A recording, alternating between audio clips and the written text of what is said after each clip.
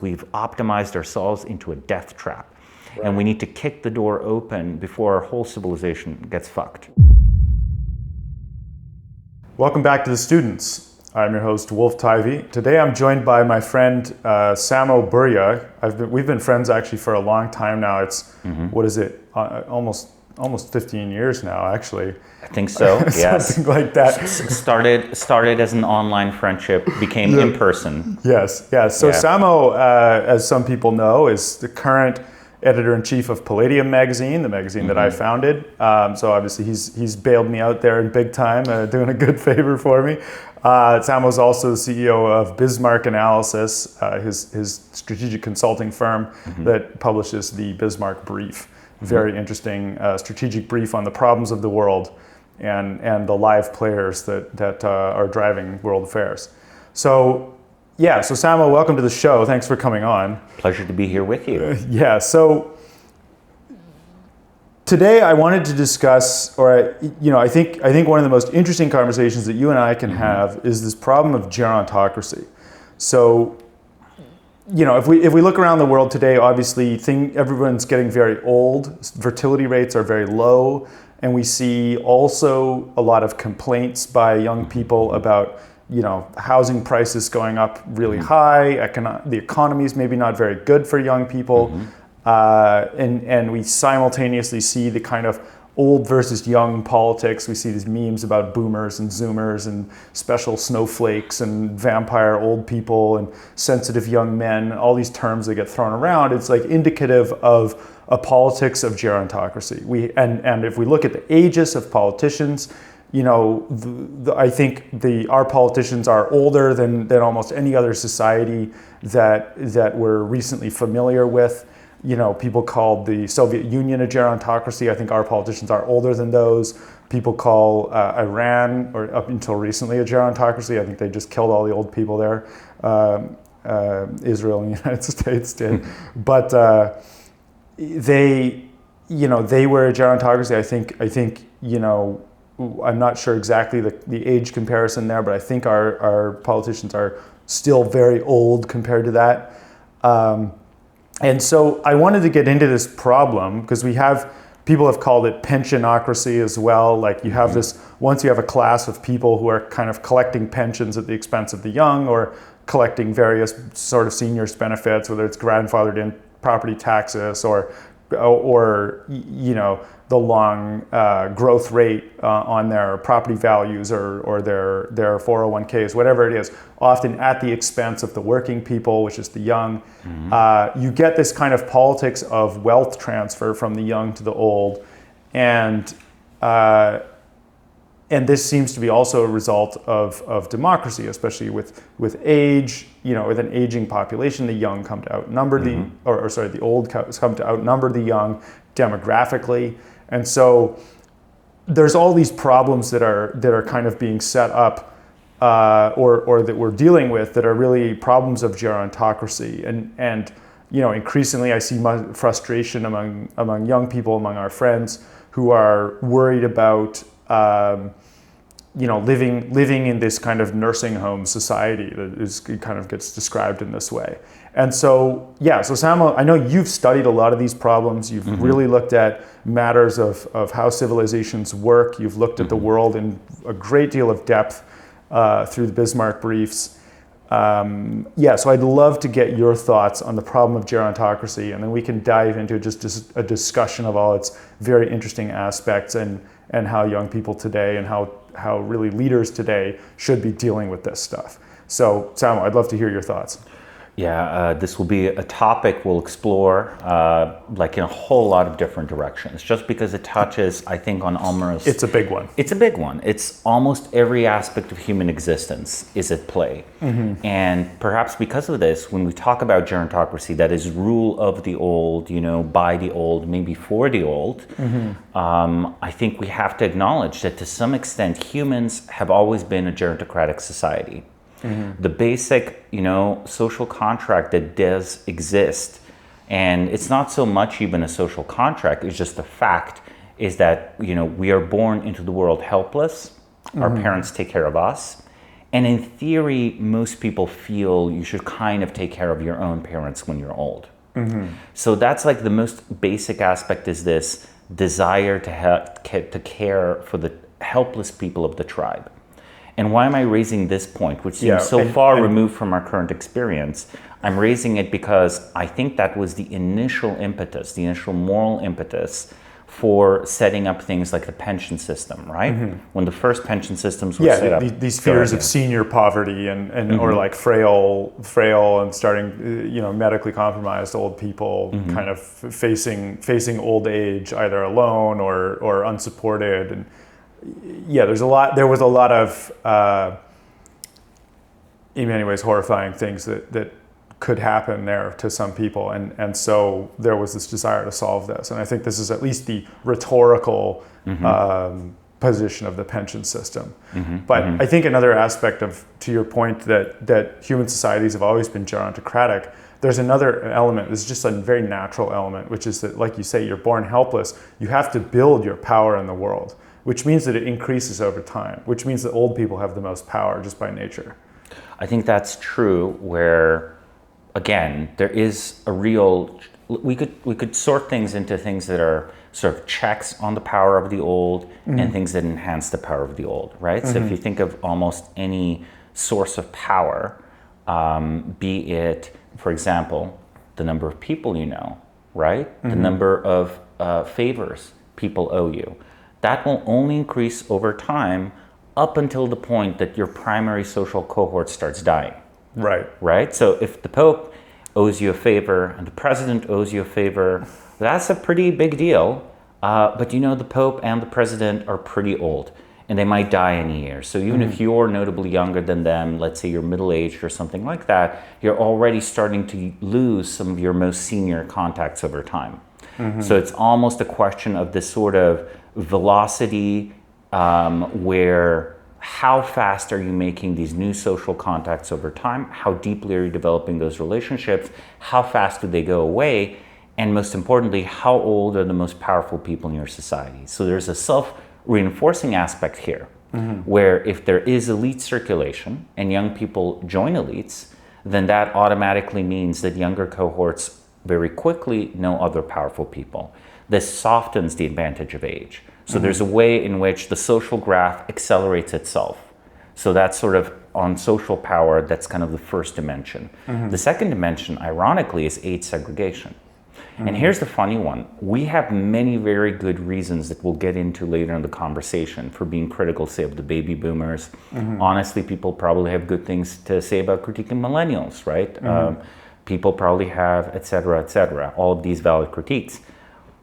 But in fact, strictly segregating age groups favors gerontocracy, not the youth. Right? And can you explain that one? How does that work? Well, if all your friends are 1 or 2 years older than you, right? Yeah. And the people who have been around the longest have the most power, well, okay, then your entire cohort and your entire friend group is disempowered, actually. Right. Meanwhile, if it is normal to have cross-generational friendships, it's basically a social fabric argument. Imagine a world where the rich never interact with the poor and there's a wall between them.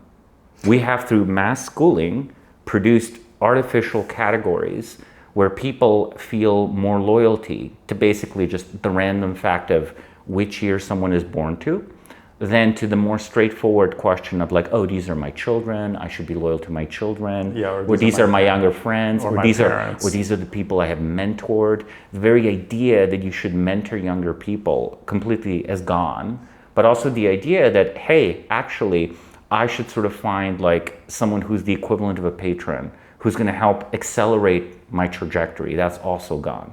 So what I'm saying here is that if you have extreme age segregation, both intentional because of hatred between the generations, and that's actually a big problem. We have hatred from the old towards the young and from the young towards the old across basically every generation. That's problem number one. Problem number two, our culture is fake. Our culture is mass produced. The tic-tac algo changes and suddenly you do not understand, let's say if you're Gen Z, right? You're older versus younger Gen Z. That has already become such a chasm Right. that we might as well call those different generations. And partially, that's the result of no longer having cultural evolution, but just a cultural download. And the cultural download kind of rapidly changes. And the one exception here is that actually there is also boomer cultural hegemony, and we'll get into that because we bizarrely live in a world where simultaneously there's like the era of let's put it this way: boomers dominate broadcast, right? Yeah. And Gen Z and millennials get scrambled by the algorithm, right? And in a way, the broadcast people are still in power, even though broadcast is on the way out. So there is something to be said about boomers, like well, there's all these historical factors that go to making the boomers be this central sort of main character generation of the 20th I'm saying century. we're not supposed to be stuck on the boomer transmission generation because their own, let's call it mass broadcast culture, was already a radical severance with the past. They basically have like almost, very few, if any, valuable traditions to pass on. Like that's the truth of it. But that's a good point. But the point I would say is that, okay, we have physical segregation in schooling. We have socially normative segregation, right? And I'm using the term intentionally. And then finally, we have irreducible, incomprehensible cultural chasms between generations that previously didn't exist. Because our media forms change. Exactly. And you might think that, youth culture is rebellion against the old. Actually, there's a weird way in which that's actually disempowering. Yeah, well, it's now you've ghettoized yourself from society. Yeah, I thought your point about mentorship in particular and intergenerational relationships is really important because, one of the best ways for an ambitious young man to kind of find his way up in the world is to make relationships with people who are already powerful, to build those trust relationships, to rise up as a son-in-law or as a protege or as whatever he's able to do.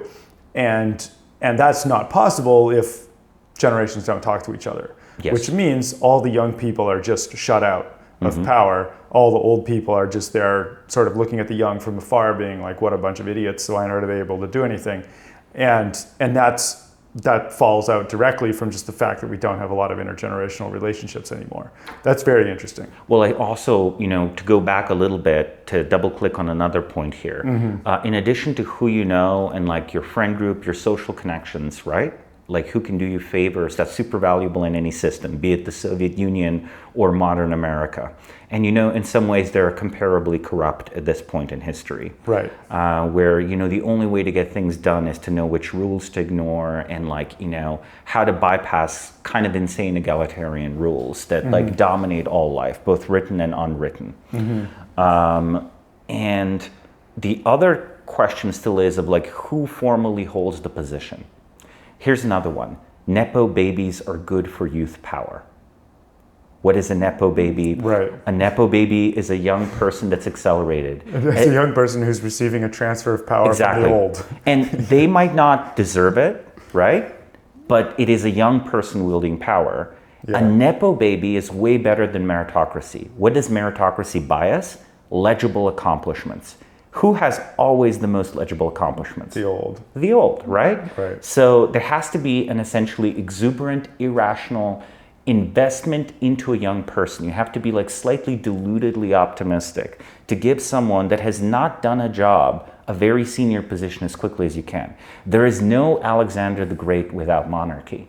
Why? Because Alexander the Great inherits a fully working military from his father, Philip. Whether he and his father get along is almost irrelevant. I'm sure they had a bad relationship given what historical sources say, at least later in life when they were struggling for power. But at some point there must have been some positive transfer as well. I'm not going to even comment that deeply on it. It was just normal and socially legitimate that when you leave the world, a very young person potentially steps in your place. It doesn't matter how young they are or old, as long as they were of the age of reason, which they probably thought was like 16 or 18 or 21 or 24, it doesn't matter. All of these sound like science fiction ages. Imagine if instead of Donald Trump right now commanding the US in its negotiations and war with Iran, It was his son Baron. Yeah, that would be historically normal. It would be historically normal in a very different world. And people today would criticize that. If Baron were to run, they'd be like, "Oh, you're a Nepo baby, et cetera, et cetera." Yeah. So these are things that they feel. Okay, here's the problem. I want to give a few examples. No, go ahead. Yeah. So you know, the average. I think it's sort of often remarked that the average age in the NASA control room when we did the first moon landing was about 26. You know, this was a project of the young, right? Yes. And you could not imagine something like that today. You know, that many young people in one place wielding that much power, or you can see these examples like, you know, there's some bunch of cops. They're in their early 20s or something. They still look a little bit young, and people are abusing them online simply for being young, right? It's like who gave these kids badges and guns, right? It's because the old person who's sort of become the dominant perspective sees anyone under the age of 30 as like a baby, right? Right. And so there's these distortions that kind of come up by the fact that there's never any normalization of power being handed down to the young. Even though the young are clearly much more physically capable of doing the job of a cop. Right. It's actually one of the big advantages of the youth is their physical presence and ability. Yeah, and also the raw intelligence, right? Like, you know, people remark on mathematics being a young man's game, for example, that for in fields where it's leaps of insight that don't require a huge amount of context, the young can really excel.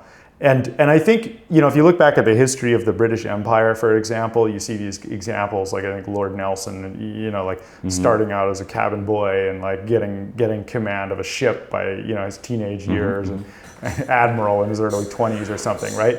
And like these, you don't see that stuff happening anymore, but it was obviously quite systematic that someone was trying to set up young people in these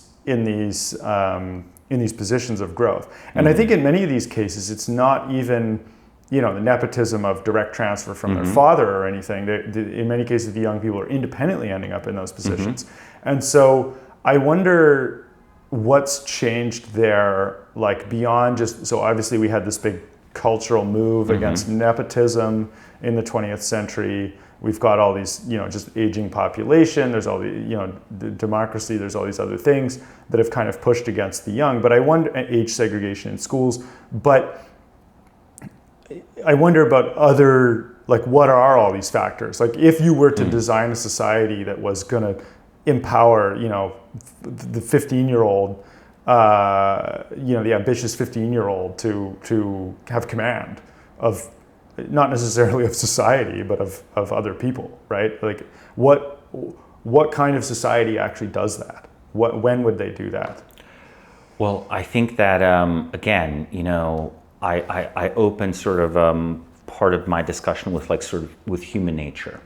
The basic is I don't think you can. Okay, no more than the old can nag you into a certain kind of behavior you really don't want to engage in. It is not possible for the young to nag old people back. No, so they have you no actually power, have to right? work, of course. Exactly, but you have to work with the natural motivations of the old, right? And you have to both appeal to their self-interest and their inclinations. That's why I think actually, again, nepotistic societies are going to be more youthful for a few reasons. I'm not sure they're actually going to be very high TFR. That's why Italy today doesn't work, right? Sicily doesn't work. Everyone is super old. I'm sure they're still very nepotistic. I'm sure they're very clannish. It's just that, you know, when uncles give favors to cousins, those cousins are now like 50 or 60 years old. Right. And, you know, the societal structure, the demographic pyramid is effed up. So the first one is, okay, the youth should be the majority of society. I think that implies actually a demographically expanding society. That implies a society going through like range expansion or population growth or something like that. And that's another reason why the NASA control room was young. Even had they wanted to hire old people that were technically qualified, they could not. Right. There weren't enough in the whole country because the country had gone both through a baby boom, you know. In fact, the boomers were once considered this rising tide of youth. And they sort of refused to let go of that.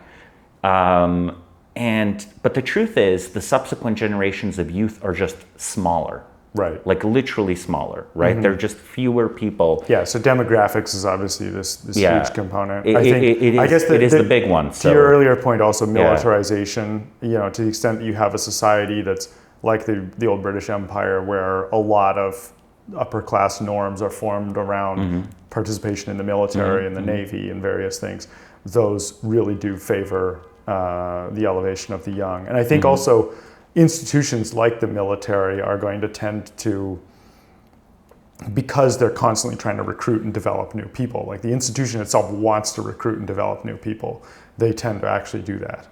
But so much, I mean, maybe how much of this is connected to just the fake jobs problem? Like if so many jobs in society aren't really things that need to be done, but are more like sinecures where you just extract rents from society, then they would naturally go not to the people who are best suited to actually get the job done, but the people who are best socially connected or best socially esteemed as someone who should receive those benefits. And that would seem to favor the old. It really depends. It can cut both ways, right? Because you do have the European continent features the perpetual student, right? The perpetual student is a type of sinecure, right? You basically don't have to pay very much for your college. You're not taxed very much. Maybe you get like special discounted student labor, and you then get to be a teenager for your 20s. Right. So actually, at least you get to party, right? In a way, maybe that's better than the social contract that Americans get, but it's a distraction. It's sort of a stunted adolescence, right? It's rather than an accelerated adolescence, it's a stunted adolescence. Well, it's an extended one, right? It's instead of, you're 15, you're in charge of a squad, or you're in charge of you're running the floor on some company or something. But I'm saying being a grad student is a fake job. It's doled out to the young, yet giving you a certain kind of fake job is almost like a sequestering, a hiding. Not every fake job gives you power, is what I'm saying. Yeah, no, this is a good point. Like there's a class of fake jobs. I mean, as you say, like the grad student is conventionally young. It's handed out to the young by convention, and just historically for obvious reasons, but.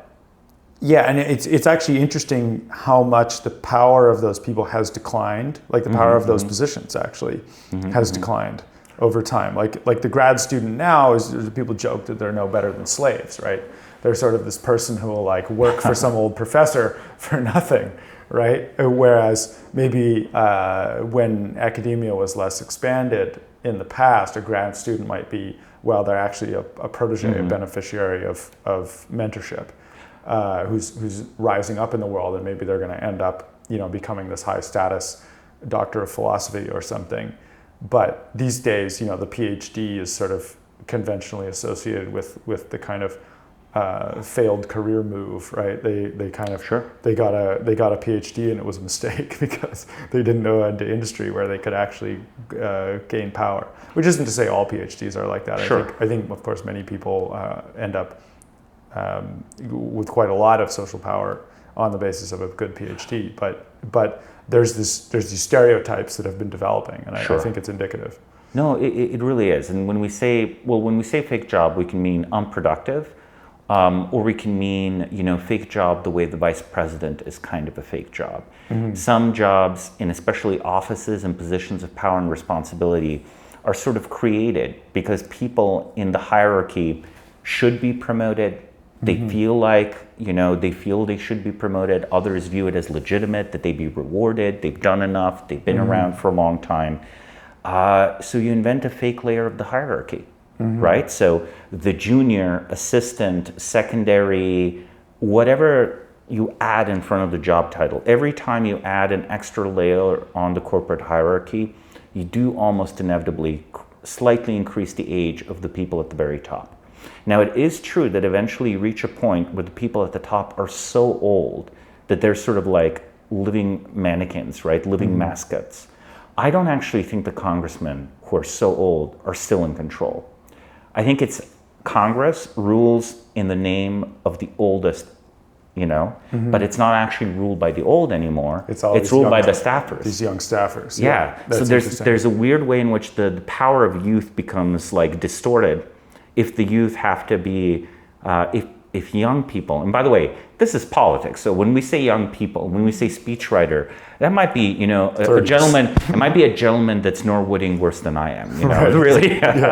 He's It might be 30s, someone, yeah. or 40s even. There are some people who are speechwriters in their 40s. Yeah, that young guy in his 40s. That's just a dude. That's just a man, just not an old man, right? I mean, at times, It's relative. at times, It's relative. 40 would have been an old man. True.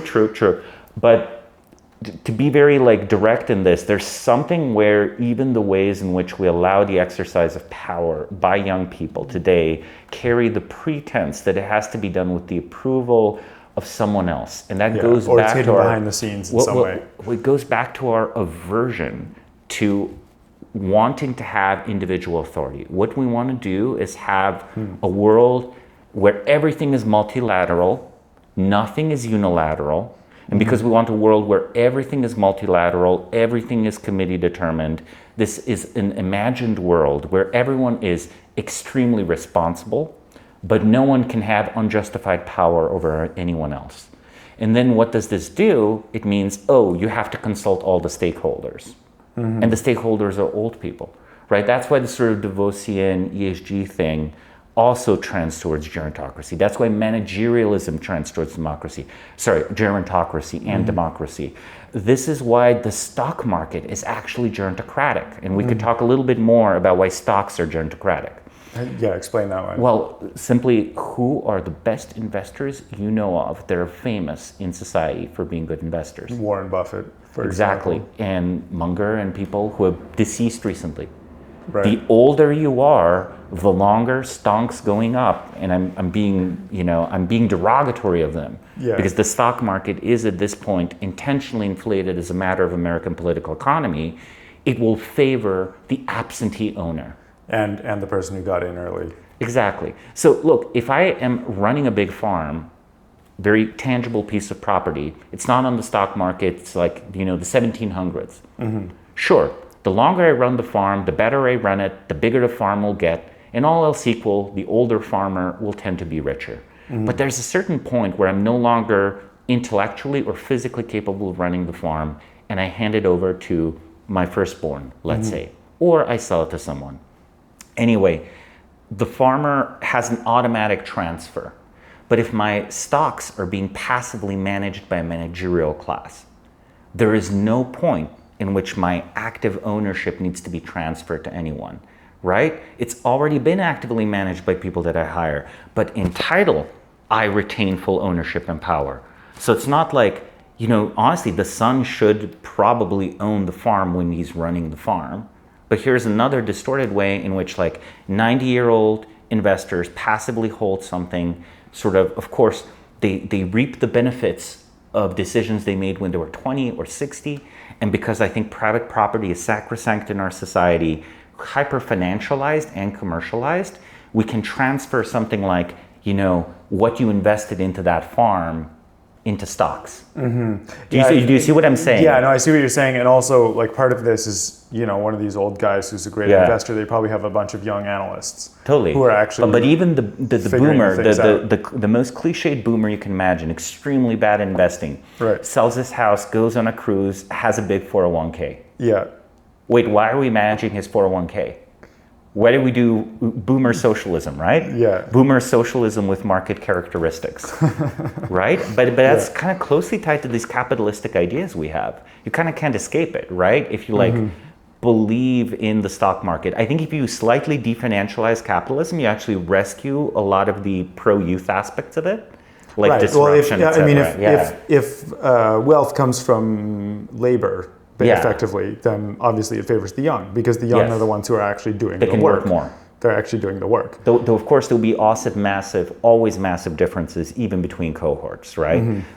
Honestly, some people are just way more productive than other people.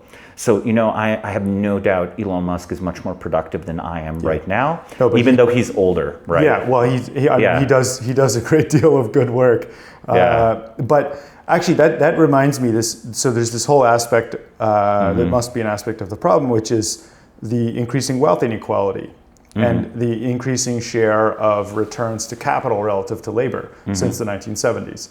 And that would then be, by that argument, a gerontocratic force in society. That well, it's the young. Labor is really our bread and butter. That's our leverage on the world, is that we're able to actually do the work. But if you know... labor and beauty. Yeah, labor and beauty, sure. Which is a sort of labor, but yes, it is a type of labor. It is I mean, Clavicular has discovered that, you know, and I'll see, maybe he's discovered the Instagram influencers, the women who came before him actually had to work very hard. Yeah. You know, he's not the. Yeah, I guarantee you. Studying PubMed for your looks maxing tricks. Look, I'm gonna say it's kind of like, I find it hilarious that gender relations have advanced to the point where I think men are basically paying Clavicular to be beautiful out of spite of seeing too many women, get paid for being beautiful online. Interesting. I think that's actually the desire, right? Like, it's actually you kind of. He's maxing out an asset with a very short time window. Yeah, but one way or the other, I think the sort of direct earning potential that's not from capital ownership favors the young. And then you could fold also violence into labor in a way. Right. Yeah, violence is another form of important labor in the world ecosystem. I mean, this is one fun case where we misattribute the production of violence in our society when we speak of youths. Right. That's a euphemism. Right. The people performing violence, perhaps called youths, are not that young either. Or on the other hand, there's various problems with that. We'll put that aside for now, though. I actually want to discuss specifically this sort of economic case. So if you have rising wealth inequality, rising returns to capital relative to labor in all its forms, because of offshoring, because of mass immigration, because of various reforms to the economy that favor finance over labor, then that... And favor predictable returns. Yeah. Especially. Which favors capital. Yes. Or the managers of capital. Both the managers and the owners. Both, yeah. But so that's just another way, like since the 1970s. Like if we look at kind of when did this happen? When did gerontocracy take root in America in its current like over pathological form? I think we see the 1970s as I think this turning point when the ages started to really stagnate on things, and or the birth years, that of course came along with the financial revolution. It possibly also came along not just with the financial but with the technological slowdown. Let's put it this way: in most societies around through history, the richest person is usually among the oldest person you can think of. And it's actually a slight anti-gerontocratic trend that some people have become very wealthy. So it really depends on... Mark Zuckerberg becoming very wealthy, a billionaire by 30 because he builds Facebook. So because there's a technological frontier, he's basically getting paid at a very large rate for his labor. Yes. But he's getting paid for his labor. He's building something. And that's the reason he's able to do that young, and it's not some old capital owner who does it. But we can analyze it as labor and capital, but I think we can also analyze it from the following perspective. Hey, I think it just is true that change is good for the young. Why? Right. Because they have nothing to lose. Yeah, they have nothing to lose, and they have fewer sort of prior commitments. So if you slow down the rate of technological change, I sort of critiqued a lot of these assumptions. Which assumptions? A lot of our honestly, young friends who actually should be shaping the world. And I think they have a few beliefs that are actually holding them back, such as the idea that never do transgenerational friendships, not, you have to at least be literate in different cultures of people, like slightly older and younger than you, and you have to proactively do it. You're not actually going to stay young even for 5 years. In 5 years, the kids are going to be unintelligible to you, even though you still feel like a kid at 25 versus 20. Right. But they have one belief that's correct. It's this kind of idea that actually, technological change is kind of good for me, right? It's kind of good for you because, especially if it's allowed to destroy old companies. Now, if it's not allowed to destroy old companies, then you have this really bizarre situation where, Intel keeps getting more valuable. Right. even though it's not doing anything new. Right. Or Boeing still keeps getting more valuable. But at least there's like a frontier of new companies you get to make. So let's put it this way: I think the San Francisco venture capital culture might genuinely be a modest pro-youth force within American society. Yeah, and I think that's true. I mean, you meet friends of ours who are working at these VC firms. They're often quite young. They're young people. They're young and dynamic. They're allocating tons of money. Yeah. That's a good point. These sort of technological acceleration is pro-youth. Look, the old people have figured out AI, so in a way AI is not that anymore. But if you were young in 2021 or 2022 or 2020, you had a way better shot of getting rich from AI than if you were a boomer or if you were Gen X or even if you were an elder millennial. I think it's still true. But I want to follow up on, you started to get into a very interesting topic, which is kind of the things that young people are doing wrong, which there are many of.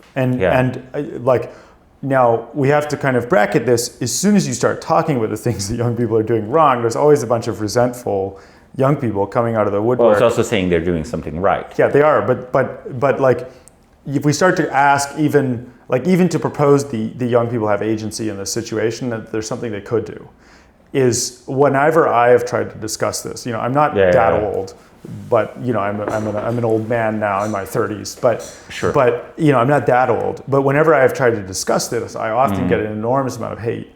It's like by even just suggesting that young people have agency and something they can do.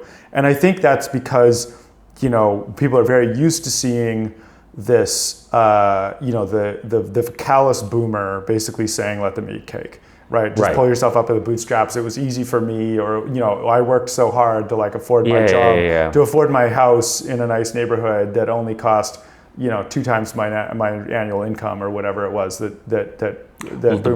boomer is partially callous because he earnestly and wholeheartedly believes in progress. Right. So if times were so, if I had a good time working the way I did, surely and we've made so much social progress, yeah. Wolf, we've made so much social progress. Right. I say with sarcasm. Yeah.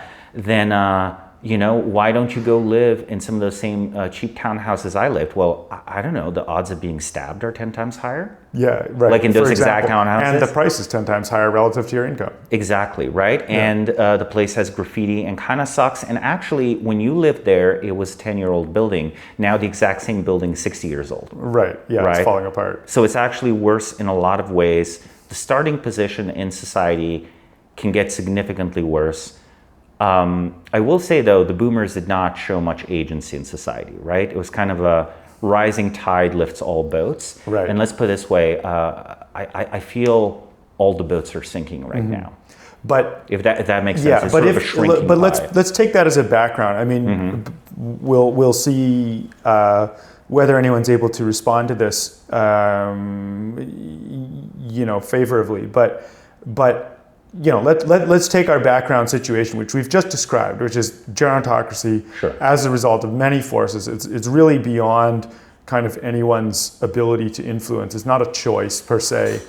But what are the things that we can do in response to this situation? And so certainly as men in our 30s, I mean, we've tried to kind of reach out to our younger generations to get younger people involved in things. We've tried to reach out to older generations. What I think we should also just make explicit is that we actually just ignored the old people and tried to do our own thing for 10 or 15 years. I think we should be very explicit about that, because I think a lot of people hallucinate that, the millennial experience was in a way formed in this sort of direct subservience to the baby boomers. And it was actually a little bit counter-generational to do that, right? It was actually a little bit weird. As a millennial, you still had sort of enough hope that if you're an intern and if you sort of work hard, it's going to work out for you. Right. I never succeeded or could make myself be someone's intern, really. So in a way, I wasn't even following my own advice that well. Yeah. Though I did try to work with other people of my same age to create new organizations. The problem is we made these new organizations and it took 10 to 15 years, and look at us now, we're old. Yeah. So whoever believes themselves to be a great advocate of youth needs to realize that in order to achieve your objectives, by the time you actually have power to do anything, you yourself will be middle-aged. Well, No, that's actually real. There can be no revolution of the youth because the revolution of the youth takes so long, they become old by the time they have power. Right. So there has to be a weird way in which your ideology works for a pro-youth society, even if carried out partially by people who are old. And you're like, oh, it's easy. I'm gonna find young people and tell them what to do and tell them how to do the youth revolution. Wait, you're already a boomer. Do you hear yourself? Right, like, does Gen Z hear themselves? You fucking idiots. You're gonna be like fucking terrible boomers. You're gonna be talking about youth maxing and jaw mogging, and you're gonna be talking about this shit 40 years from now. Right. So, okay, you have to do something structurally different. And I think, honestly, I think having, figuring out this TFR garbage, like figuring out how to have kids irresponsibly, because it's impossible to have kids responsibly. Yeah. That's one of my takes. I think that's a revolutionary act because that physically creates more young people. Yeah, I had a bunch of kids despite having, very little prospects. I had kids. I was like, either I'm a perfectionist and I wait till my 30s, or I have kids in my 20s. So I had kids in my 20s. Right. Okay, so I divorced later, whatever. Not perfect, but hey, they're two young boys now who are going to be youth in 8 years. That's like better than not, right? Like it could have been sterile. Many of my millennial peers are still sterile at 37. At my age, 37, a lot of them have not reproduced. Many of them will never reproduce. And therefore, they biologically contribute to it. So I think, look, everyone has the agency to irresponsibly have some extra kids. And and honestly, our system is so bizarre, right? Because it rewards irresponsibility. But that like sort of pushes on the That's margin. almost guerrilla warfare against the middle class. But it pushes on the margin a little bit. It's not a revolution. I agree. It's like, not a revolution. we have a few more kids, but it's like that's costly to the individual. It is. And like subsidizes society, right? And so I think a lot of people are turning away from that, in ways that I find very misguided, but I think they're turning away from that. They're saying, okay, that doesn't actually make sense for me. Or like, I don't see how that kind of can benefit me. Really, like what it looks like to me is we need some way to circumvent the system on behalf of there youth, is right? a Like there needs to be small way ways in which it that does young benefit people, young people can kind of gain power despite the situation, but despite this gerontocratic situation, like, all this rent extraction from the young, like how can you avoid that, right? Like that's maybe a key question. I think it's very hard to avoid all of that extraction, but I'm gonna like insist on my previous point where I think a lot of people want to have kids one day after the revolution or whatever. Just live your life assuming there is no revolution, and like just ruthlessly like just do what you're gonna do. Just sort of like YOLO it. Think of it as like investing in a shit coin. Okay, I'm like doing a baby now. Baby coin. I'm 22. Heck, why not 17? Like literally. Disregard all anti-fertility instructions immediately. It's sort of like they are designed to enslave you. Why? Because they defer your desire to have a kid and produce all these fake loops you're supposed to jump through, which are themselves a form of taxation. Right. That's what I mean. That's a good point. That's a lot of the fake hoops are forms of taxation. Yes. The other forms are, routes to the fake jobs when you're like the assistant to the CEO or the vice president of this or that, right? Those you jump through hoops and you work for someone else, usually older. The hoops of, I'm going to have a middle class life. No, middle class is over. Middle class is over. Middle class is like for the boomers. We do not live in a middle class society. We never will again. Something different's happening, so ignore respectable middle class life. Just get what you can from where you imagine yourself being 40 or 50 years from now. And it's like, is it fun sharing like, a room with like 5 people? It fucking sucks and it's unfair. It's terrible they do this to you. But hey, at least they didn't geld you. Right? They didn't sterilize you. Or maybe they did, in which case I'm super sorry. You can always go sue the doctor, actually. There is a youth antisocial aspect that I think is healthy. because Right. you have so little stakes in the system. That you I don't actually know. should be a little bit antisocial. You should be a little bit antisocial, and you should flagrantly disregard the social systems designed to exploit you. Right. And if you can clearly explain to people why you're flagrantly disregarding them, that is a form of cultural change. Now, Right. these are low agency activities because you told me, oh, we shouldn't, youth are allergic, and you're totally right. They're allergic to being told to have more No, agency. but let's also explore Yeah. the high agency Let's do that. activities. Yeah, So yeah. I think mentorship is actually an interesting one. It is an It's interesting implied by what we've been talking about so far. Yeah. Is if a young man is able to find mentors, Yes. find older Yes. people who are like willing to talk to him, Yes. like that's an advantage to take it. That's something to take advantage of. Yes. And what I notice, at least it seems to me like. At least this is the stereotype of Zoomers from older people, which I don't know how true this is from their own experience, but the stereotype is like Zoomers seem to be uninterested in that. True. Right? Like it's sort of like this sullen extractive mindset where it's like, oh, I'm not getting paid enough to like sort of talk to someone older than me, right? And I find that interesting, but it seems like there's nonetheless like a huge gain to be had there, right? It's like old people actually do like young people. That's the weird part. They yeah. do like particular young people. That's true. If That's so, true. you make friends with them. I think there's actually like some kind of advantage in that. They do you particularist favors, right? They might be, it's the kind of funny part, they will do you specifically favors even if they never betray their 401k, Right. or they never betray their professional interest. On a class level, they will do individual favors. And also, again, you have to have this full idea of what will I personally do when I am more successful than I am now, and proactively do it. So I do think that there's this strange transformation where I think antisocial is positive until you are society. Right. And then it's just antisocial. Here's the weird part. The youth revolution won and gave us gerontocracy.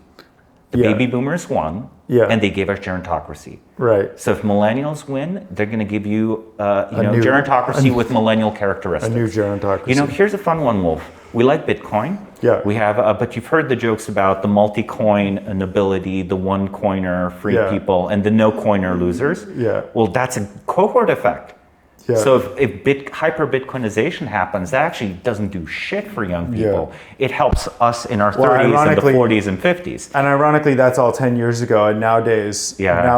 like Bitcoin kind of moves with the stock market. It does. It's a stonk. It's a stonk. So it's Even like- the U.S. federal government now holds it in the sovereign wealth fund, right? Yeah. So there's a weird way in which, look, if you want to be galaxy brain pro-social and pro-youth, you actually have to be in a weird way not self-interested and identify with the greater organism and the whole. And I think only the organic perspective favors youth.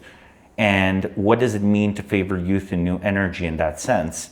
It I think means that you favor the biological and spiritual recreation of society. Not merely replicating the shitty patterns that exist now, but to be recreated, to be this fire, this living thing, right? And I think we live in an old man's frozen idea of what a society for the youth looks like. And I think the most important thing people can do is not have that frozen idea. Yeah, and I think so. Let's now turn to the matter Yeah. of what old people can do, because Yeah. I think there's Yeah, also yeah. a lot of old people who have seen the problem and want to Yeah. help somebody, right? Yeah. And so the question is what is, because it's very easy to blame people who are the beneficiaries of a system, but that's often not actually what's going on, right? They are just riding along on the system, Yeah. right? They don't actually have, the individual baby boomer parent doesn't necessarily have that much power to change the overall situation. However, I think they do have the power to do things like buy their kid a house. Right, and I think Totally. some of them do this, and some of it's very good. It's very admirable and good when they do. Because Yeah. it's it's no good if you die at 90, your kid is 60, and they inherit your money, But then they have no kids themselves. And it's like, okay, but they've already missed the boat, right? Yeah. Whereas, if they get their inheritance at 30, or late 20s, now you're talking about like that can really change the trajectory of someone's life. That can be a meaningful transfer of power to the young. It can actually accelerate your legacy. And those sorts of arguments and those sorts of explorations seem very interesting, like ways that, and I think a lot of old people, they want to see something hopeful in the young. Oh, yeah. And they want to see some kind of legacy in the world. Yeah. I think, we stereotype boomers often as having like total disregard for these things. It's like, oh, I don't care, I'll be dead, They just set their money on fire on the cruise ships and the medical homes and stuff. But I think there's also sort of this desire to kind of help out the younger generations. And I don't have a lot of personal experience of that. I don't have a house to give to my son, and he's not old enough anyways, right? But I wonder if there's things like that we can identify that would. But they're also all these like marginal things, right? It's like, okay, maybe one family can kind of escape. It's similar to just making more kids, right? Yeah, it's helping like, your own kids is good and nice, but then you have to actually help them, and it's not going to be like building character or whatever. Yeah. That's like honestly like probably too late. Though I will admit the environment is worse. They're probably addicted and genuinely fucked up. Okay, here's the part young people don't want to hear.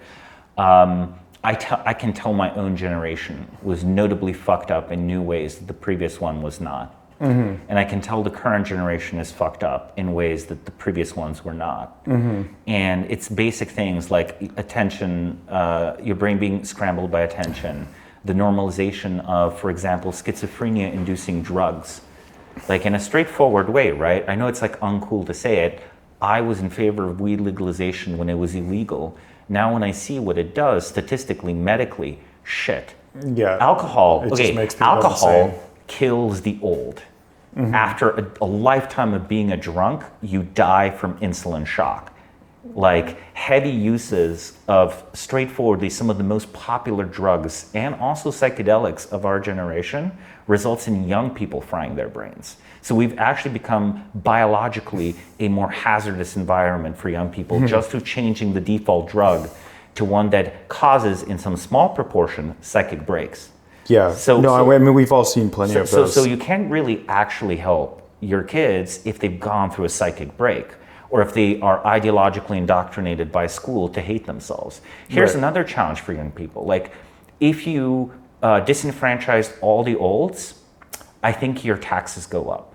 Right. Well, yeah, because most of the young people are like even more insane than the old people. And it'll be transferred, at least if you go by opinion polls, right? Right. So if you vote Green, pensions aren't going down, but welfare transfers, like in the United Kingdom, if you vote the Green Party, but maybe immigration goes up, and the communities that are 70 or 80% unemployed, maybe there's now 10x of them. Right. So you've actually not, in a weird way, even become rich yourself, though maybe, completely unrelated people to you, maybe they're like a little bit richer. Mm-hmm. So with that, we have to also say youth versus old is not absolute. It's just one axis of difference, alliance, military, political, economic competition. It may be that actually the youth versus old kind of political lens that gets thrown around is just totally useless, because it might matter a lot more, and even from the perspective of promoting kind of youth, it might matter a lot more for people to kind of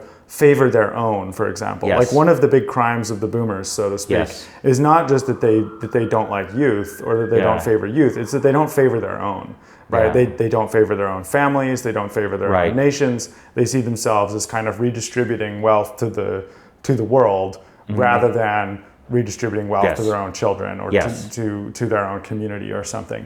And so that's sort of this maybe one big lesson to draw. Not that anyone will draw this lesson, but the, societies of the future, if they're going to work, ought to have a lot of orientation towards promotion of themselves, their own community, rather than these kind of I think third worldist coalition politics. I do think that, look, let's put it this way, I think the old benefit from the power of youth. Why? Because you can have more functional societies that way. And it's this sort of weird America cliche to imagine like 19-year-old Alexander Hamilton sort of debating something with, aged Benjamin Franklin.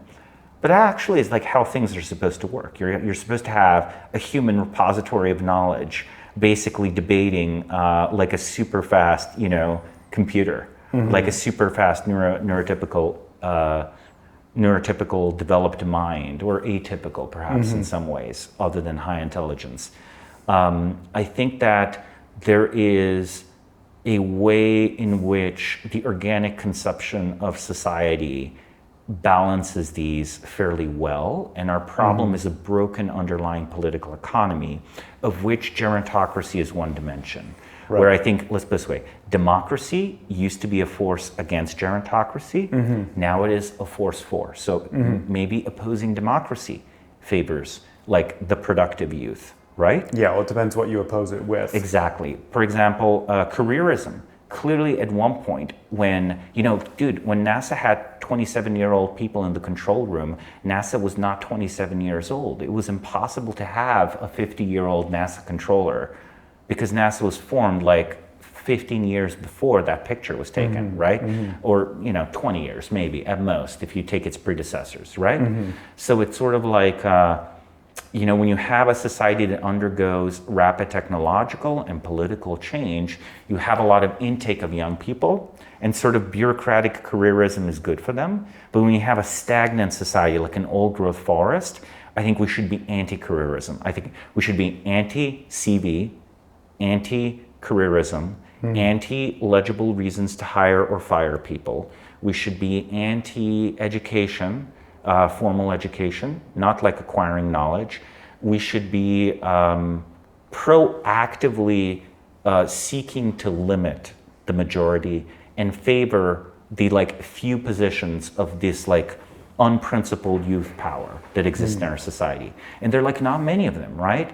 Like, for example, in America today, if you were to sideline Congress, I think you increase youth power. If you were to devolve power from the judiciary to government, to governors in some way, right? Governors are pretty old, they're younger than Supreme Court justices, right? And we actually have to do reforms that are very fundamental. We have to just let's put it this way. I would say that you can't run for office for the first time above a certain age, and you can only have so many terms. Is like one sort of push in that direction. Well, there's all these sort of imaginary changes we could make. We invert the current sort of social contract is but I think old people can advocate for some of them, right? Yeah, there's always we can all advocate, you. But this sort of presumes a functional democracy that we don't have. Oh, I don't believe in a functional democracy, which is said sideline Congress. I didn't say pass a constitutional amendment. Look, Congress does not want to govern anyway. Not really. It doesn't want to be responsible for anything. There are other parts of the U.S. government that govern in the name of Congress, but Congress doesn't want to govern.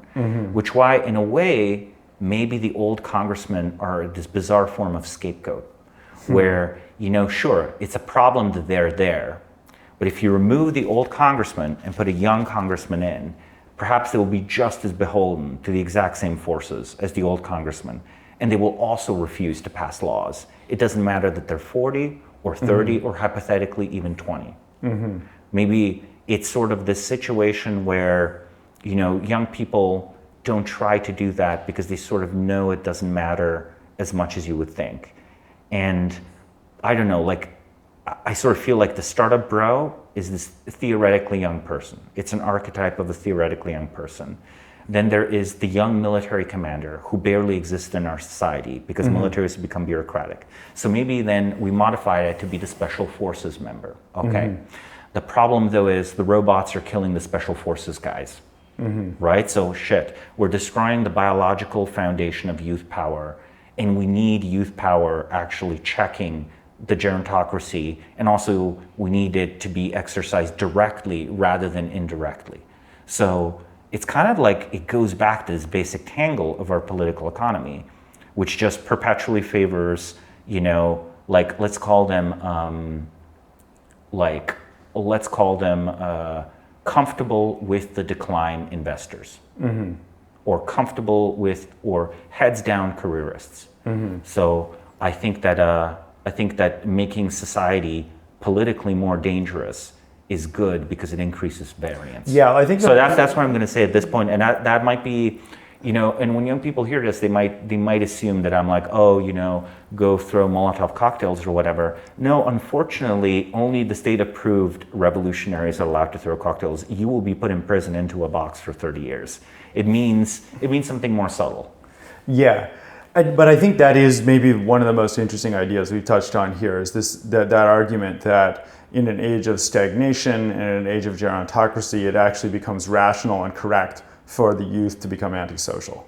Well, let's put it this way. I think being organized antisocial in the sense of, hey, okay, maybe there is a little benefit that can be wrung out of having strong generational identities. The problem with strong generational identities, we've sort of like gone back and forth on it through the conversation. If a young generation seizes power, they will govern in their own name. They're not going to govern in the name of the generations that follow. Yeah. Therefore, the organic balance of society where 20-year-olds occasionally command armies, or maybe by default command armies, or fight in armies at least, rather than have that just be robots, or occasionally given money and reputation to be recognized as brilliant scientists. That is not restored by the revolution of a given generation. However, a generation that perhaps breaks through the worst aspects of our system and permanently changes the institutions, that generation might do that. Well, I think maybe this is, it's less that there should be let's put it this way. Maybe I'm even arguing the youth revolution cannot be a revolution for the youth. Yeah, I think I agree with that. I think the youth revolution should not be a revolution for the youth. It should be a revolution for some segment of society that, I don't know what the specifications are, but basically, I would say fight for some approximation of your own community. And what that will mean is that contains both making alliances with older people who are in that community. It contains power, mentoring younger mentoring younger people within that community. Making more younger people. Making more younger people, transferring power to those younger people, and disrupting established society on behalf of that community. And so this is just the unfortunate, from the perspective of a sort of pro-social person, civilized person, this is like bad advice. It's like we're saying basically you should start a prison gang, more or less. But if you live in a prison society, you should start a prison gang. It actually, and maybe one day a prison gang imprisons all the other prison gangs, and then we can live beautifully like they do in El Salvador. Right, exactly. Yeah. So this is maybe the basis for the old observation that the young are much more revolutionary than the old, the young are sort of more antisocial than the old. Maybe this is just rational behavior and it's actually correct. Well, in a way it's rational behavior. In a way also the youth are a little bit autistic and psychopathic. I know that the older you get, the kind of weirdly more meek you get, the more socially aware you get. It's kind of weird and disturbing. No, but I like it. I was too antisocial 10 years ago. I'm like, but it is the case though that you have to be, I think it goes back to the problem of conflict and conflict tolerance. I actually think the old are way too conflict avoidant structurally. And even if we don't mean literal violence, I think even a willingness to engage in political exertion is greater with young people specifically. With young men to be even more precise. Let's be even more precise. Yeah, it's young men. Young women are usually not revolutionary. Though young women wield a lot of power, they usually do it in establishment ways, right? Yeah. I mean, it's hard to deny that Bonnie Blue in Britain is an establishment person. It's hard to deny that the young Hollywood starlet is an establishment person, no matter who they are, right? So it's actually young men we're talking about. They have that antisocial impulse in them, and it's necessary. And I would declare it not antisocial, it's variance seeking. We need to seek variance in our society because we've optimized ourselves into a death trap. Right. And we need to kick the door open before our whole civilization gets fucked. Right. We need some segment of society to basically start thinking of itself more as its own sovereign tribe against the death trap society around it. Yeah. And empower itself against that. Exactly. And that will be driven by young people. We don't think it should be driven in the But name it will of, not be exclusively young people. it won't be a who are part of the generational. winning. It won't be a generational revolution. It's not like the Who, my generation. Yeah. It's There's never going to be a Woodstock for millennials, and there's never going to be a Woodstock for people that grew up on TikTok. and if there was, it would not. It would be be terrible. It would not be a good thing. It would double down on all the boomer pathologies. It would just create more of the same problem. So this is an interesting conclusion. I feel like we've talked through a bunch of the theoretical problem here and tried to explore ways that anyone can get any kind of traction on this. But it seems like the most promising thing is really this sort of, let's call it revolutionary action by reconstitution or whatever you want to call it, or recreation.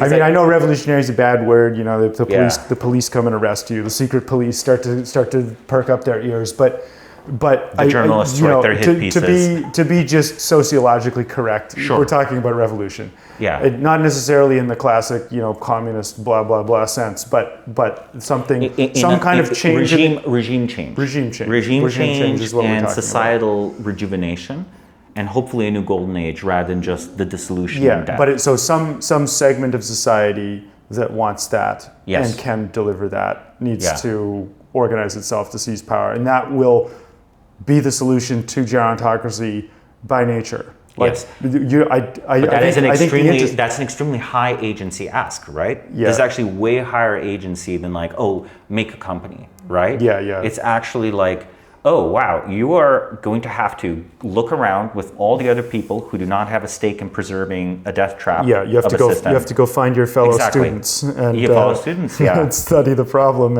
and form some kind of cadre. And I like the idea that the ideas that we've settled on here. I think this is worth a lot more thought. But I think this is also a good place to end the conversation. Yeah. Thank you, Samo, for coming on. This has been very interesting. I think we've gotten maybe one step closer to solving the riddle of gerontocracy versus meritocracy, where meritocracy is taken to be, a youthful society. Yeah.